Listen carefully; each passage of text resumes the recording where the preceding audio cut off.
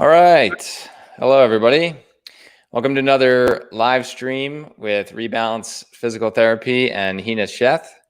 So for those of you who were with us last time, we are doing a little Q&A session where you can ask Hina any questions you might be having, whether that's male pelvic pain, female pelvic pain, or some other ailment that could be in the physical therapy world. You can go ahead and list your questions, and we're going to try to answer them in order.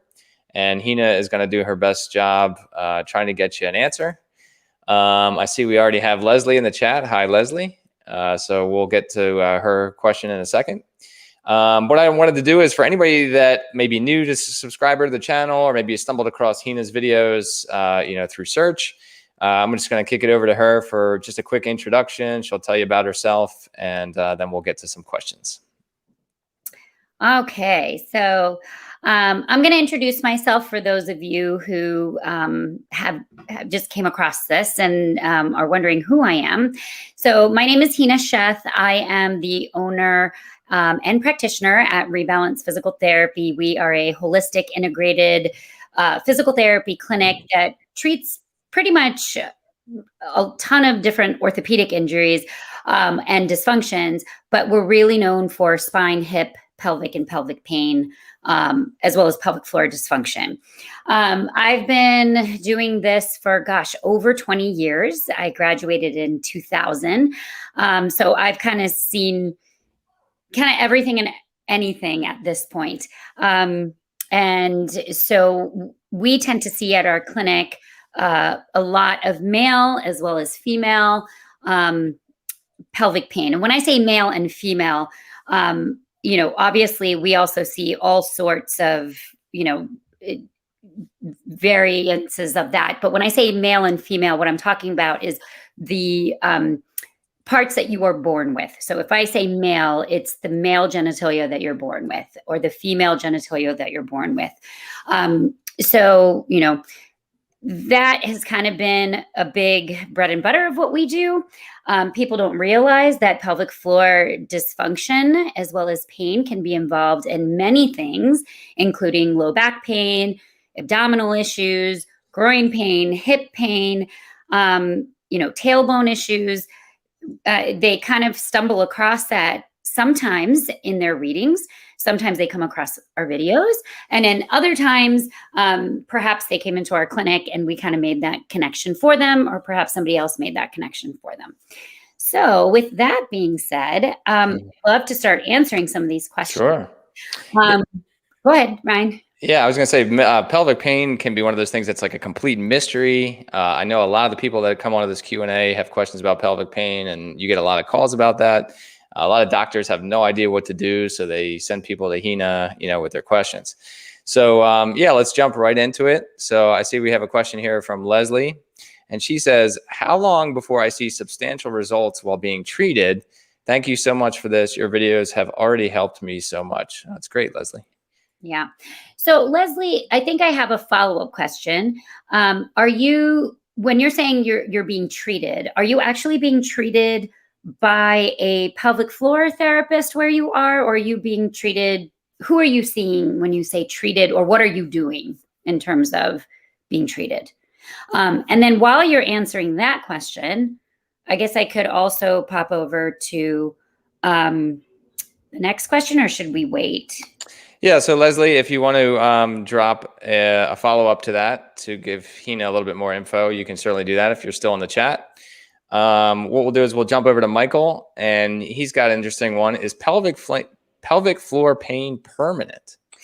Okay, so that is a heavy question, because pelvic pain, it doesn't have to be permanent. So many people can have pelvic pain and it completely 100% goes away and it never comes back. And then there are some people that it can end up being, I guess, permanent to a certain extent. Many people can find significant relief. It might not be 100%, but they still have this pain that they sometimes need to manage. Sometimes people will have flare-ups, so they're feeling really, really good for a while, but something may happen, and we can go into a little bit more of what that can happen is, and they get a kind of almost like a relapse. but hopefully that relapse is not as significant or as long as it did when it first occurred, because they understand how to treat it and what's involved with it. And then sometimes when nerve pain is involved, because pelvic pain can encompass everything from muscles to fascia, or the myofascia, as well as nerves.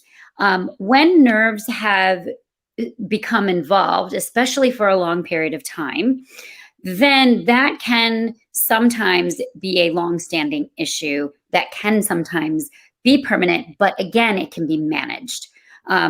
So I hope that answers your question.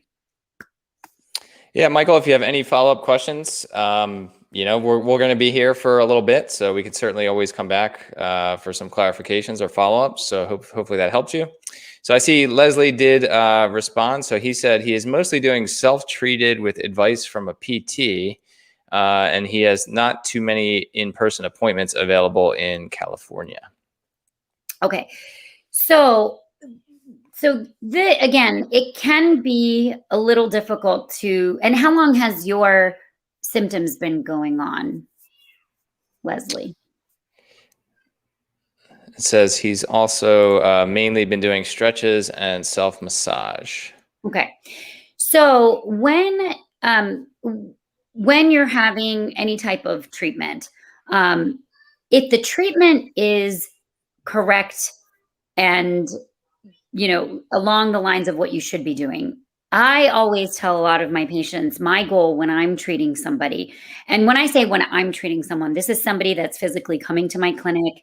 We're usually seeing patients about once a week. My goal is to start to make changes somewhere between 6 to 8 visits. So that's about a month and a half to about 2 months. Now, that doesn't necessarily mean I'm making them 100% perfect. That just means sometimes, depending on what is going on, I want to see that, hey, we're moving in the right direction. Because again, depending on how long pelvic floor symptoms and pain has been going on, depending on, are the nerves involved? Are the nerves not involved? Is this primarily a muscle thing? What is also someone's lifestyle of what's going on? Do you sit a lot for your job? Are you a mountain biker? Are you stressed out all the time? All of these things can be really important to understand how long and what needs to be involved in terms of your symptoms getting better. Now, someone who is being treated potentially, through advice via video, maybe showing some stretches and exercises. Again, I would also say the same thing. If everything is going correctly, we want to see changes probably within about, I would say, 6 weeks, especially if you're doing things yourself every single day. So that's what I would like to see. Now, if I'm treating somebody or someone's in my clinic and they're saying, hey, I'm doing all these things, and I say, hey, it looks like everything that you're doing is correct, but yet the pain is not changing, then we actually have to think, is the pain itself needing help? Meaning, does someone actually need some pain management? Because think about, if something, think about a cut on your finger, right? If there's a cut on your finger and it's really irritated and it's inflamed and it's bleeding and it's swollen, no matter, you could bend that finger just a little bit and it's going to hurt a lot. But if I put a Band-Aid on it, I put ointment on it, I might have to take some anti-inflammatories. That is going to then allow the cut to heal, and I'm going to be able to bend it more. So I usually say, if you feel like you're doing all these things and something isn't changing, then sometimes at that point, I usually say, well, we might need to think about some type of intervention to manage the pain first, because it could be that you're doing stretches and exercises or release technique, whatever that you're doing.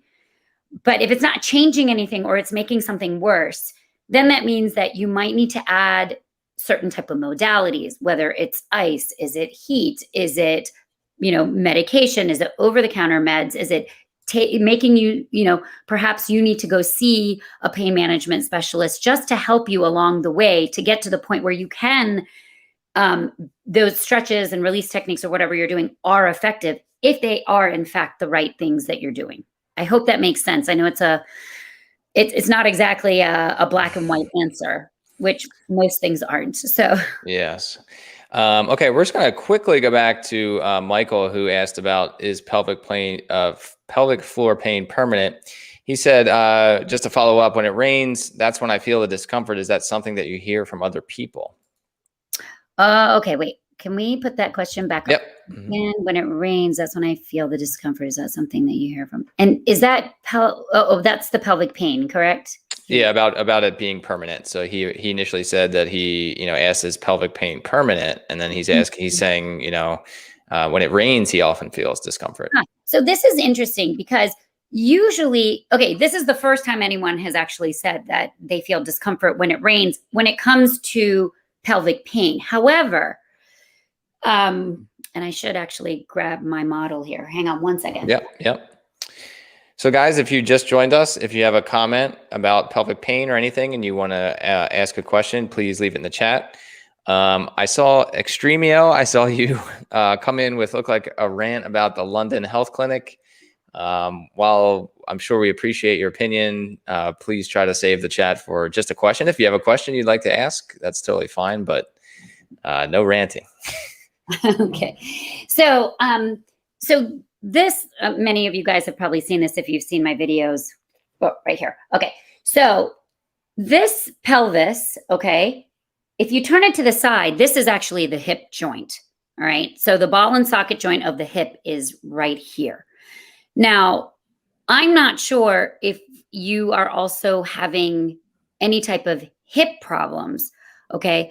But many times when people have any type of arthritic changes around any type of the joints, so whether it's spine, whether it's the hip, or also there are joints that are in the back of this pelvis right here. These are the two, they're called sacroiliac joints. If there's actually arthritic changes or other types of dysfunction in these bones, oftentimes people will say, hey, I know when it's going to rain even before it rains because my joints start to feel achy. I start to have pain. So I don't hear this so much about pelvic floor, but I do hear this. This is very, very common in people who have arthritic changes around the pelvis, the hip, and the spine. So it could be, all right, it could be that if you actually have a problem in your hip, you might actually be having potentially some referred pain. It could be via muscle, actually into the pelvic area and creating pelvic pain. Now, I know I may have talked about this in some of my other videos, but two of the muscles that make up the pelvic floor, and the pelvic floor are a group of muscles. It's not just one muscle that sometimes people often think. It's actually a group of muscles. There's several muscles, and two of those muscles actually connect onto the hip. Okay. So on this model, you actually can't see it. And I was hoping to find a picture of it. So if we have time and we come across it, there are two muscles that actually connect from this hip joint that are part of the pelvic floor that you can't necessarily see here, but you can see one of them from the inside. There it is. Okay. Sorry, I'm like disoriented. It's okay. We can see it pretty well. Okay, right here. So right here, this muscle, it's called your obturator internus. You also have another muscle, it's called your piriformis that many of you may have heard of. It actually sits right here. But it's those two muscles are part of the pelvic floor, but they connect to the hip. Right here. Okay. So I don't know, it might be a possibility that discomfort could also involve your hip, which is not uncommon when we see pelvic pain patients in our clinic. Interesting. Often we're treating the hip, the spine, and the pelvic joints along with a lot of these muscles. All right. So Michael, I hope that helps you out. Let's see what we got here. So we have Anthony, and Anthony says, so I've been dealing with pudendal neuralgia for the past 9 months. It took me 7 months of being in immense pain. I guess he's asking, is this normal? Any thoughts, any advice that you might have for somebody like that? So being in immense pain. Okay. And I don't see the rest of the question. So that is all he said. I guess he's just maybe throwing it out there as a reference. There's some. Or maybe he's just saying that, this is his current situation. Unless he means it took 7 months to get over it, but I'm not quite sure. Anthony, if you have a follow-up question for that. Oh, wait, here we go. Looks like he followed up. So he says, 7 of these months was spent being unbelievably scared and in immense pain. Am I on the right path with a great team behind? Well, that's great to hear, Anthony. Awesome. Hina, I know you do often sort of deal with the same condition. I don't know if there's any comments about that, or if it normally takes that long, or if that's, natural. Yeah. So pudendal neuralgia, if it has been correctly diagnosed, I would say, it can involve for some people, a lengthy time frame. And 7 months is not uncommon sometimes to really get on the right path of healing. Oftentimes, what I see is that a lot of people are misdiagnosed. Oftentimes, people are told they have pudendal neuralgia and they actually don't. And then, if you get the right team, if you get the right physical therapist that understands how a lot of different things are connected, like I said, this whole pelvis, hip, spine, all of it is interconnected together, along with really understanding the treatment of it, you really can get it managed and hopefully even gone. But it does sometimes require time. If you catch it early, the earlier you catch pudendal neuralgia, the better, if it's a true pudendal neuralgia. Because again, when it comes to nerves can kind of get tricky and they can be significantly painful. You're dealing with nerves, right? So if any of you guys have had nerve pain in other areas, I'm sure some of you guys have had sciatica. Maybe some of you guys have dealt with other nerve issues, whether it's a nerve that's creating a headache, whether it's, if you hit your funny bone, what that feels like. Imagine that escalated times 10 for some people who have pudendal neuralgia, and imagine that just feeling just icky all the time, burning, irritation. So, Anthony, that's great that you feel like you found a good team behind you, and that you are on the right path. It's really good to hear. And for anybody who either watches this recording again, or, is also wondering the same question, I think this gives a lot of people hope. I think that's the big thing, is when people go on blog posts and they're, looking at Facebook groups and all these things. When you put in pudendal neuralgia, there's a lot of scary things that pop up. And I try to calm people down to say, look, this can be treated. I don't want you to, get in your mind that there is no solution and I'm doomed forever, because if you get the right team of people, you can get this managed correctly. Now, the one thing I forgot to actually say in the very, very beginning is that any advice that I give you, or I don't want to say advice, but anything that we talk about, whether it's advice or some of the comments that I'm giving back, I want to say this does not take the place of true in-person medical advice. I am not here to solve people's problems. I'm more here as just a discussion and as support, and to just let people know that, this is not something that has to be permanent. Awesome. So I do see you were addressing Michael's concern earlier about, pelvic floor plane being permanent and the whole rain condition. And he just wanted to say thank you. He really appreciated that answer. So no problem, Michael. If you have anything else, you can feel free to drop it in the chat and we might be able to come back around to you. All right. So I see we have next, looks like, is Carolyn. And so Carolyn says, how can I fix the motion stiffness when attempting hip rolls like hula hooping? Very stiff due to pain in sacral area, lower spine. How to get fluidity, range of motion back? Okay. So it kind of depends, because, again, there can be so many things involved when it comes to the pelvis. So again, if we look at this, if you look at the back, the sacroiliac joint is right here. It's these two kind of joints in there. However, these joints, they move, right? So these two bones move on the sacrum, as well as this is the L5 lumbar spine that also moves. You can't see it in this model because it's all permanently stuck together, but this also moves. So when you are doing any type of rotary motion, okay, I guess this is how it looks like when you hula hoop. All of these bones are actually rotating and moving up and down and forward and sideways, as well as this guy over here. Now, some of the stiffness, okay, depending on age, depending on what's going on, what sports you played when you were younger, some of it could be, there could be joint changes in here, okay? You can get arthritis in there that can lead to stiffness. You can also get changes actually in the way these bones are moving, so the alignment can change. That can contribute to stiffness. But the other thing, which we find all the time in our clinic, is all the muscles, okay, that attach to the entire pelvis, all right, not just in the back.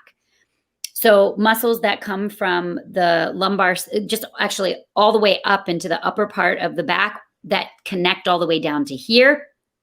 Even muscles in your shoulder, your lats, your latissimus dorsi is actually a muscle that starts in your shoulder and it actually attaches down into the pelvis. Most people don't realize that. So even muscles high up into the shoulder can actually affect the pelvis, all right? So if the lats are tight, that can have an effect on here, believe it or not.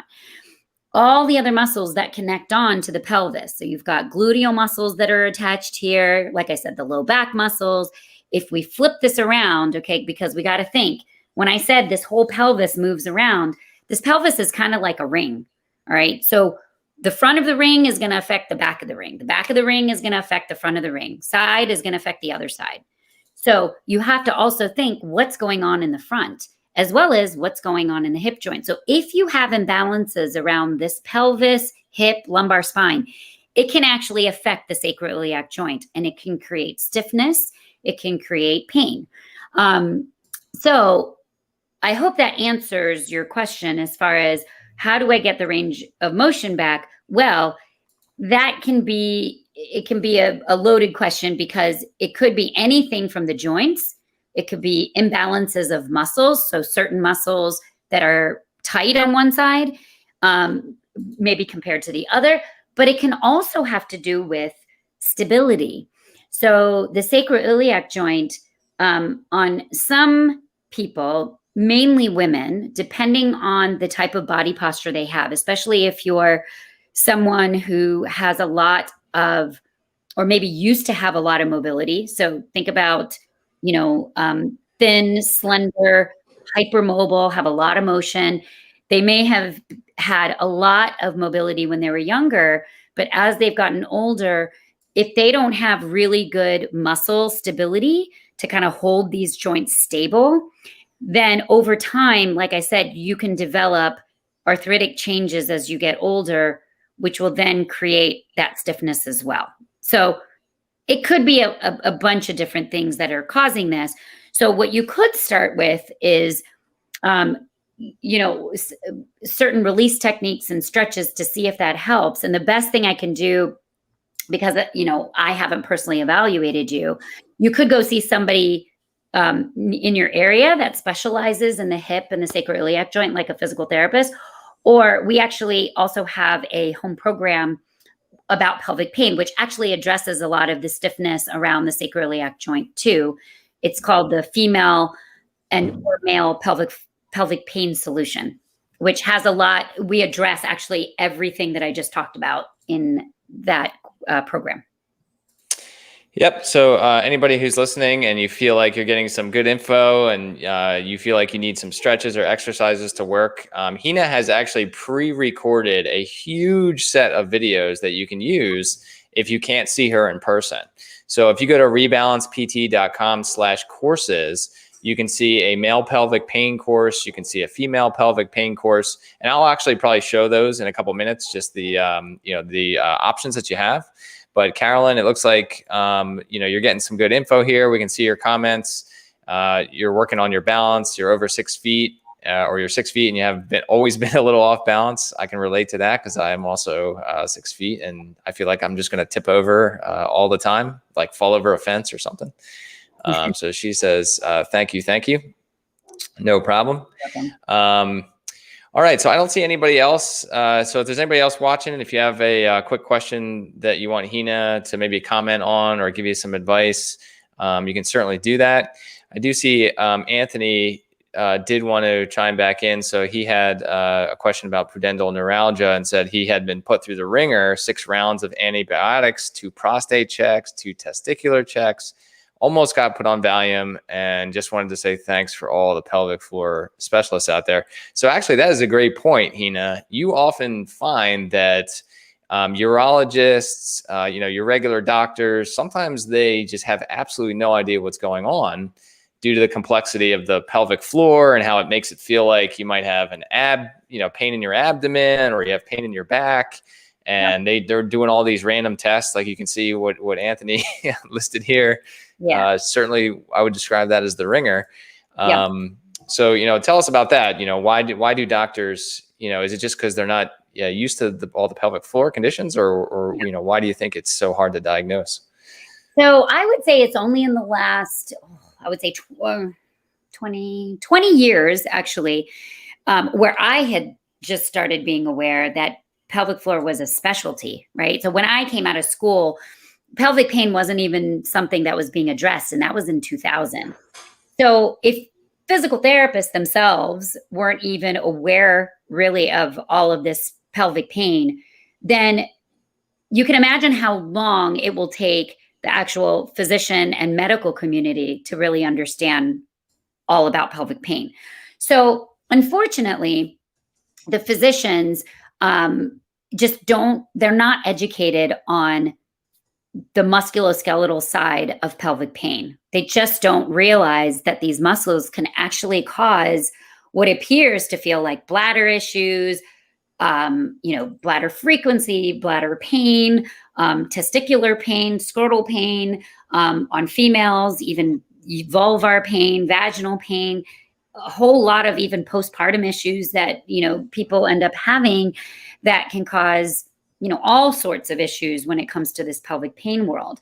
So if they do certain tests and they're not really finding anything, then they're going to try their hardest to give you something. So they may say, maybe it could still be an infection. We just are not aware that, maybe we just don't see it. So let's just put you on some antibiotics and see if it works. Right. But the problem is that you have to understand that if there isn't an infection and you're on antibiotics and it doesn't change anything, that, hey, it's probably not an infection and there might be something else going on. The problem is unless you're a physician that either works with a pelvic floor therapist, is interested in pelvic pain and learning more about it, you go to these conferences, which there's not that many of them. So unless you're in that world, or you just are, have a patient that comes back to you and says, hey, this is what I did and this is what helped, that physician is not going to even be aware that these things deep down inside your body that you can't see from the outside can really give you all sorts of organ-related pain as well as genital pain. All right. So we have Gregory jumped in.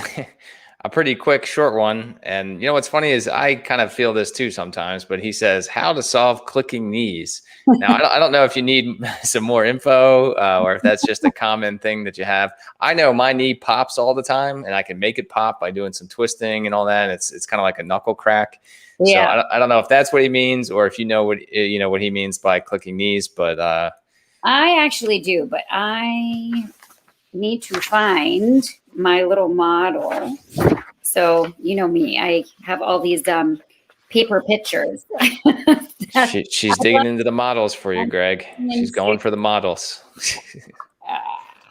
Okay, well, we're gonna use these because this is what I can find right now when I'm put on the spot. Okay. So if you look at this photo, all right, there we go. You can kind of tell right in through here. This is your femur bone. Oh gosh, Sorry, I'm like backwards here, so I have to look at this picture. This is your femur bone. All right. This is called your tibia and fibular bone, but your tibia. And you've got this little kneecap right over here that looks like, I don't know, a little cap that basically glides between these two bones. Okay. Now, when someone tells me they have clicking knees, it could be a couple of different things. It could be that there's clicking between these two bones, which is the femur, all right, which is the thigh bone, and the lower leg bone, which is the tibia. You can have clicking in there. Clicking in there could be, again, it could be some, depending on your age, depending on what injuries you have, you can get arthritic changes in there. Arthritis can actually feel like grinding and sometimes clicking. The other thing is you also have what's called a meniscus, which is kind of like a pad in between the thigh and the lower bone, in between the femur and the tibia. And a meniscus is kind of like, it's like a shock absorption pad that allows the knee to move freely so that you can basically flex and extend your knee. And if that meniscus is wearing down, if it's torn due to an injury or due to just repetitive activities such as sports when you were either younger or current sports that you're doing now, again, I'm not sure what you're doing, but that if there's dysfunction or problems in that meniscus, in that pad, that can cause clicking in the knees. But the other thing is that kneecap that sits and rides between those, the femur and the tibia. If that kneecap is not situated in the right way, okay, in the right track, if it isn't tracking correctly, then that can also lead to what's called crepitus or crunchiness in the knee, but it can also create clicking back and forth. So what happens is that kneecap sits in a groove between the femur and the tibia, okay? And it glides back and forth every time you flex and extend your knee. All right.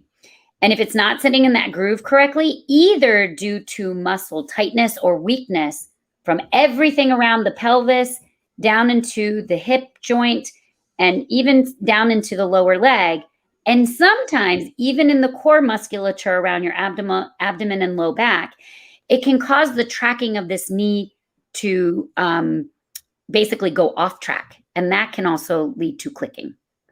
So I hope that answered your question. And again, if this is what's going on, if you, again, I keep saying my program, and even though it's pelvic pain, it addresses a lot of that tightness that you may actually have that's around the pelvis that actually goes down and tracks that knee.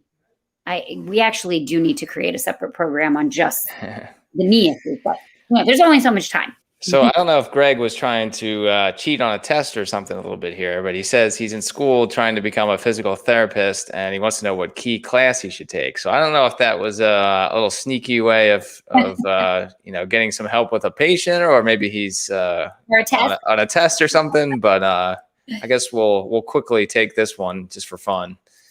But I'm assuming the answer is all of them, Greg. Obviously, you better study and get good grades, But D, all of the above. Yeah.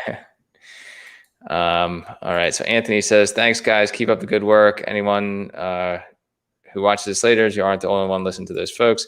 All right. So Hina, there's a question from Rich there. I wanted to see if you can just maybe read it from the side. It's a little graphic. Okay. Let me read it and then let me see if I can answer. Yeah. So Rich, we're reading the question for you and we'll see if we can get you an answer. It might be a situation where you need a personal consult on that. Maybe that's best that you go a little one-on-one. Hina does, by the way, everyone, Hina does do online video consults one-on-one. So you can request a one-on-one consultation for that. And I will actually add that link to the chat. But Hina, if you wanted to just quickly take a look at that and let me know. Yeah. So, Rich, I'm not going to read this one out loud because it could be, a little much for people to hear. And I wouldn't want to say that, because this is personal. So what I would say is that this could be a couple of different things going on.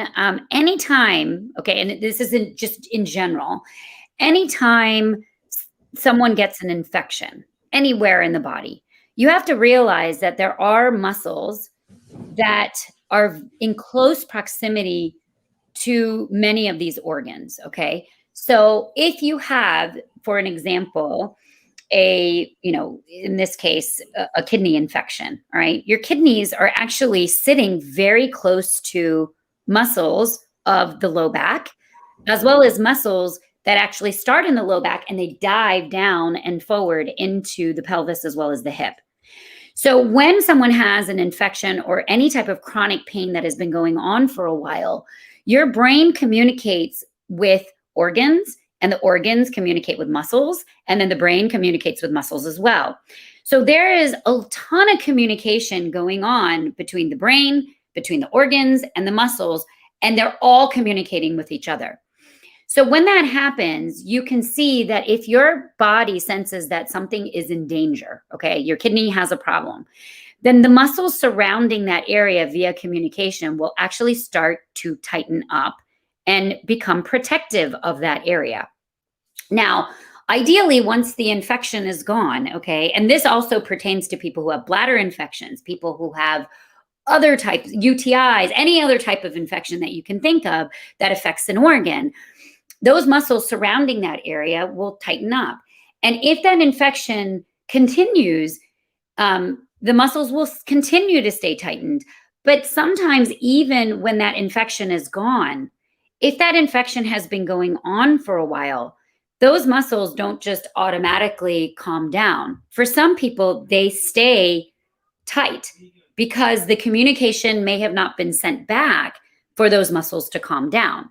So that can lead to back pain issues because it's no longer the kidney infection, but it's the muscles that may continue to cause pain there. And again, if I run across a picture, I can show you that example. Oh, here we go, actually. So if we look at this picture right in through here, your kidneys actually sit over here, right? But you can see that there is this muscle right here. This is called your iliopsoas muscle that actually goes down and it connects all the way down into your hip. This muscle can become tight and it can actually give you low back pain. So if this becomes tight because of a protective response of the body due to an infection, that can actually give you low back pain. It can actually then cause pelvic pain. It can then lead to hip pain and all sorts of things. So I hope that answers part of the question. The other questions that you have that has to do with the genitalia, I would say that is something that I would really want to have more follow-up questions with.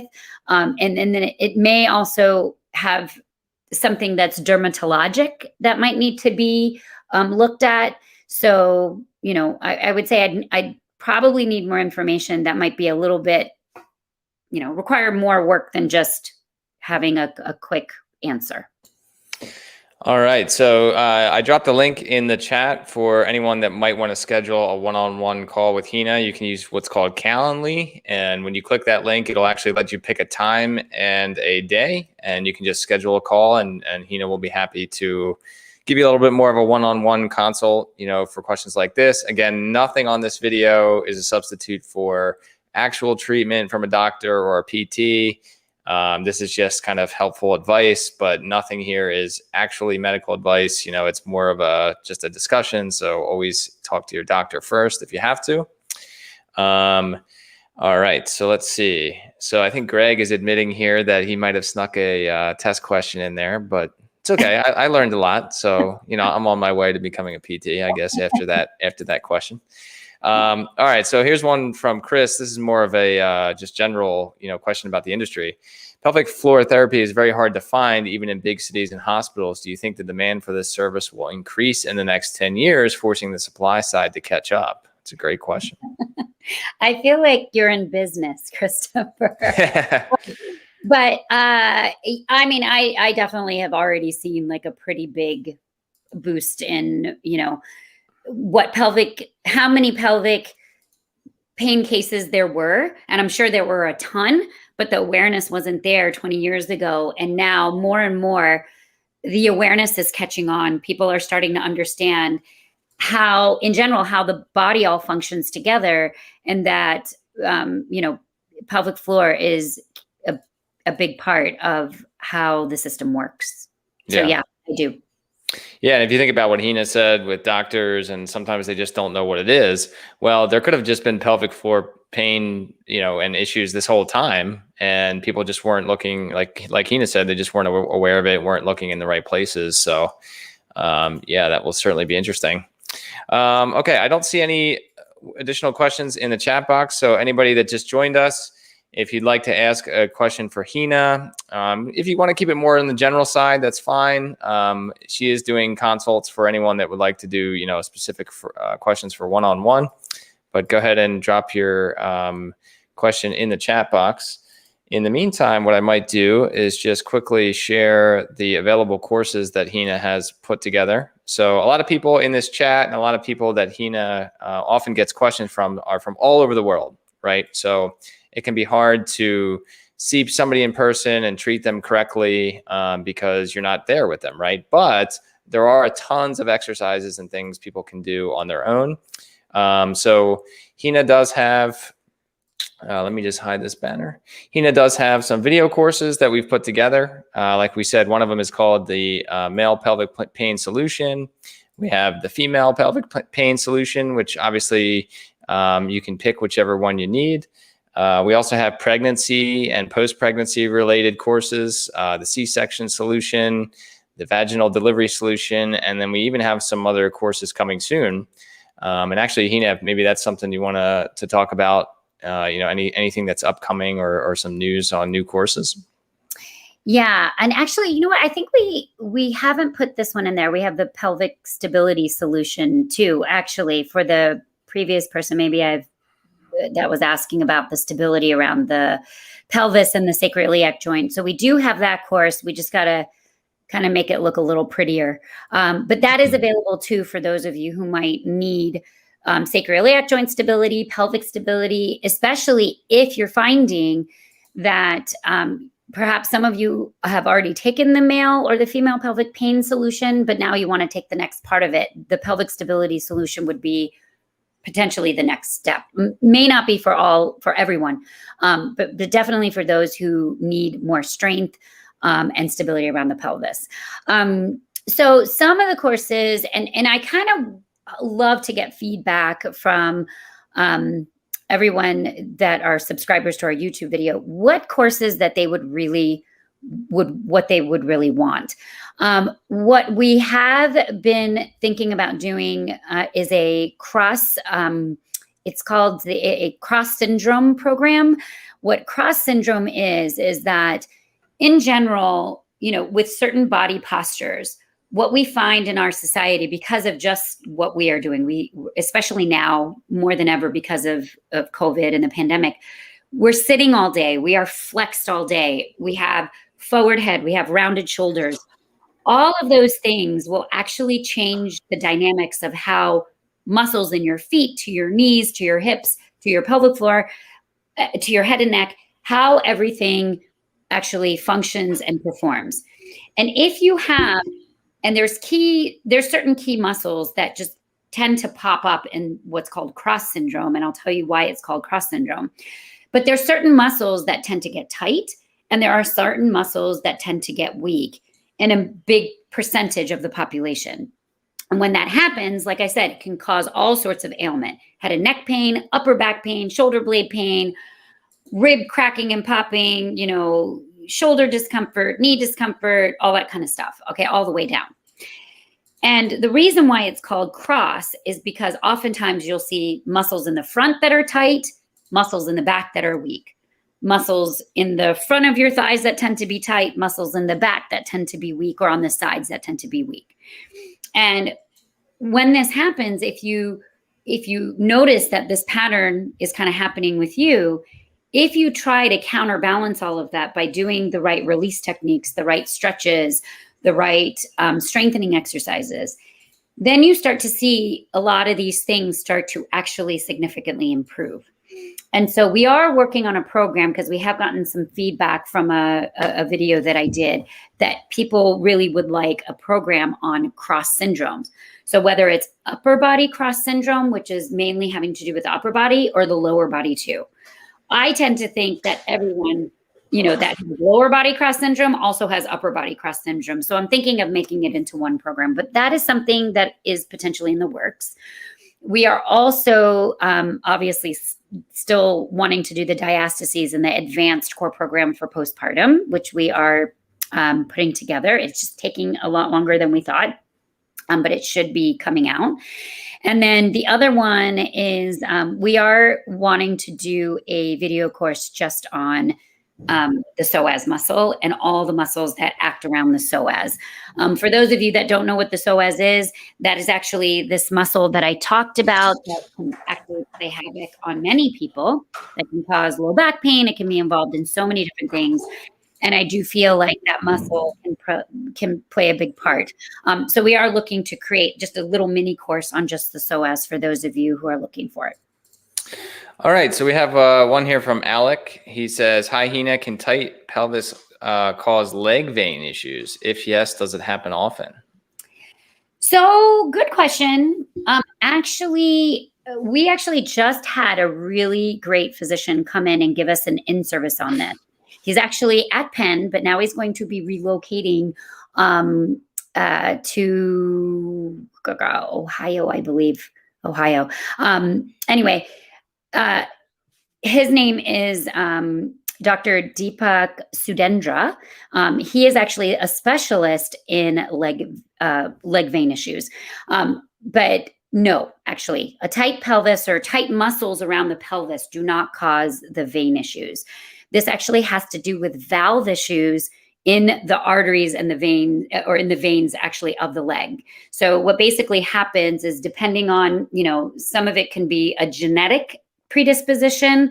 Sometimes, there's other things that are involved, but basically all of your veins have little valves that basically, kind of like a pinball machine, they kind of do this to pull blood up towards the heart. At some point, those pinball machines become widened apart and they're more like this. So no matter how much that blood is trying to get back up to the heart, there's only so much that can go up because there's this fluid going through. So the pinballs, the pinball machine is no longer like this, where it closes and then pushes things up and closes again. It's too far apart. So that again, I'm not a physician, but this is just, a very simple thing of as far as what causes a lot of leg vein issues in terms of like varicosities and things like that, if that's what you're asking. I was muted. And then he had a quick follow-up, which was, does tight pelvis often go with acquiring a sway back posture?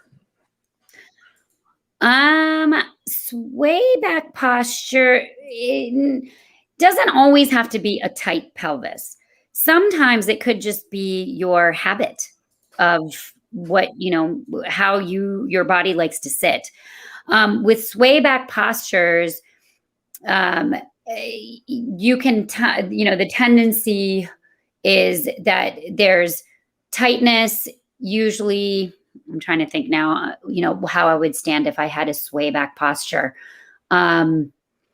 The tendency would be that some of the gluteal muscles might be weak, but they also can be tight. You've got several gluteal muscles. You've got a minimus, a maximus, and as well as a medius muscle. So some of those can be weak. And then the glute max might also be potentially tight in certain areas, but you can also have the glute medius and the minimus that can be tight, but also weak at the same time. You can also have quadriceps and hip flexors that tend to be tight. Remember, a tight muscle is actually also a weak muscle. People don't realize that. When you have tightness in a muscle, it actually can't perform as well as it would if it had good length in that muscle. So that's why it's really important that you also incorporate this balance into the body. So I wouldn't say a tight pelvis is always associated with a sway back posture, because again, the pelvis consists of a front as well as a back and a side as well. So you can have tightness in the front but you can have weakness in the back. You can have tightness on one side, but you can have also weakness on one side and tightness on the other side. So not necessarily, can't make a general statement like that, unfortunately. All right. And the only other question we have, which is Gregory, who now says this one is for real. It's for him this time. But, you know, maybe some tips on how to solve neck and traps tightness. You know, just I guess generally, you know, if you're generally tight up in the neck and traps. And the neck and traps, yeah, that's like most of us, right?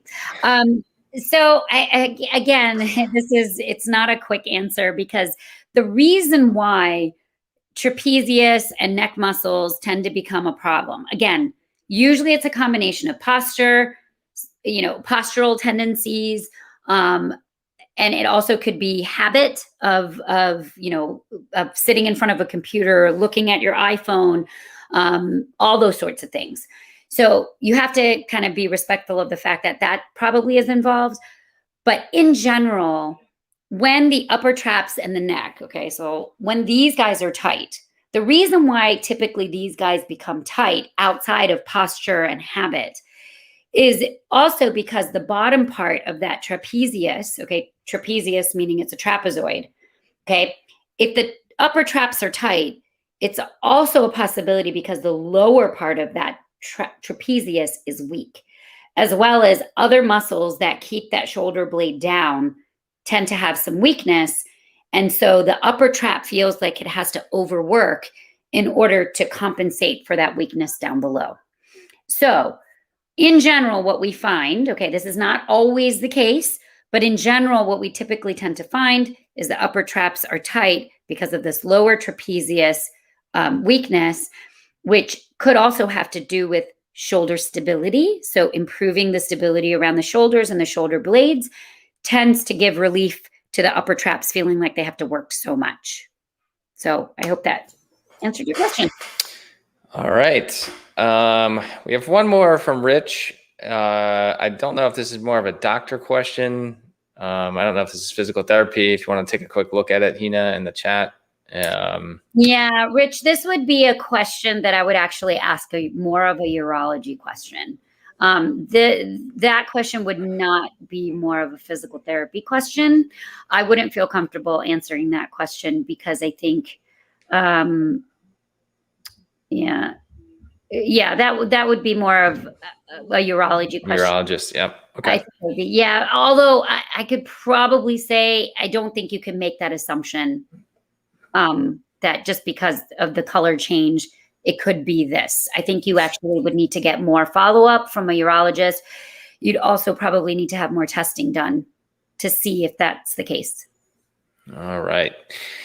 All right. So we are coming up on an hour here. So we'll wait and see if we get any more questions. Okay. So I do see one from Lyndon.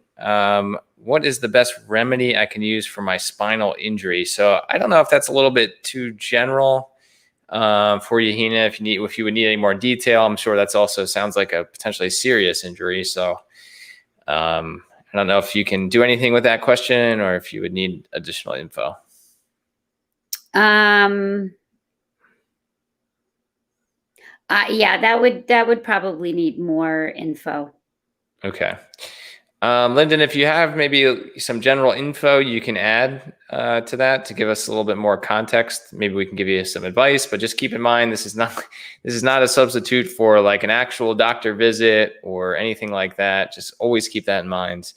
You know, we're just trying to help guide some people that might just need a little help here and there.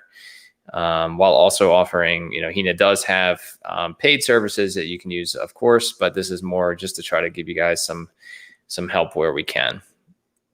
All right. And then we had Alex just saying, thanks for that info about the leg veins and the back posture. So you're welcome, Alex. All right. So Lyndon, I'll give you a chance to maybe drop a couple things in there. Let's see. Anything else you want to discuss, Hina, or is there anything that... So he says the spinal cord. I don't know if that's going to help very much. Yeah, I think it's too vague And if this, I would say, if this has to do with a spinal cord injury, this would actually be something that you would want to speak to a neurologist or neurophysical therapist more about, which I am not a neurophysical therapist. I don't deal with spinal cord injuries myself. Per se, like if there's a direct injury to the spinal cord, that is actually not my specialty. That would be more of a neurophysical therapist. So you may want to perhaps find a neurophysical therapist in your area, or you could also see a physiatrist that specializes in spinal cord injuries. Okay. So we are coming up on almost exactly an hour, and I don't see any more questions in there from the chat. I just want to say thanks to everyone who popped in. I don't know, Hina, if you have anything else that you want to talk about, or just any closing statements. If we get one more question while you're talking, I'll pop it up there. But other than that, go ahead. Yeah, I mean, I would say, look, all of you guys who feel like you might be on the right path, awesome. I mean, it's great that you guys found help and you are on the right path. I would say for any of you guys that still feel like, you need help, we do consults, like I said, from all over the country to help potentially connect you with the right people in your area to the best of our ability, or at least give you guidance to make sure you're on the right pathway. And then, of course, we also have our programs that are available for those of you who feel comfortable doing a, do-it-yourself sort of thing, at least initially, to see if, if our courses are actually helping you get along the right path. We, definitely the pelvic pain solution, all the postpartum courses, they've been, up for about 1.5 years, and we've gotten some just really excellent feedback back for many people who we've been able to help. So, I feel very confident in the courses that we have actually put out. So if you guys feel like that's something that might help in addition to seeing the treatment that you're getting and seeing a therapist close to you, or you feel like there isn't a therapist close to you and you want to start doing something at home, or perhaps you just feel comfortable doing it yourself, at least initially. Like I said, none of this advice or feedback was meant to be in place of a medical practitioner. So, with that being said, I do feel like, it's the best advice that I can give that's very evidence-based. All right. Well, I guess that wraps up this Q&A. Keep an eye on Hina's channel for, videos she puts out every so often, every couple of weeks or so, just addressing, common things she's seeing in the office. Pelvic pain is definitely a specialty. So if you go back through all of her video history, you'll see a lot of different conditions that she's recommending, solutions for. So go ahead and do that. Anybody new here that popped in, if you want to hit that subscribe button, hit like, and subscribe for future videos. We'd love that. But other than that, I think we'll wrap this video, and we'll see you guys next time. Bye, everybody. Bye.